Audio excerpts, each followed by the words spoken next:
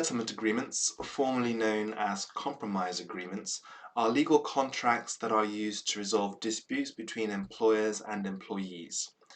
They are typically ways for parties to reach some kind of agreement whereby both parties can go their separate ways, typically bound by things like confidentiality and non-derogatory clauses. But it's also, in the main, a way to mutually bring an employment relationship to an end. Settlement agreements typically include things like payments to the employee in exchange for the employee agreeing not to bring any claims against the employer related to whatever dispute they might have or anything in connection with their employment.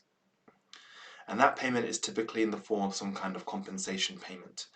And it can include things like lots of wages or pension contributions or other benefits as well. To be legally binding, a settlement agreement has got to meet certain legal criteria and requirements.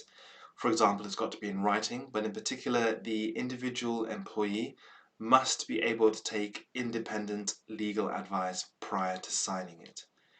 Employers typically also contribute toward the legal fees for that independent legal advice, and my firm's current policy is that we would cap our fee at the employer's contribution if it's the case that the employee is willing to take the current deal on the table.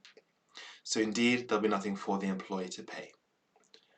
One of the benefits, at least, of taking a settlement agreement is that it allows the parties to reach some kind of mutual resolution without the expense, the time and the resources that issuing a claim in an employment tribunal could take.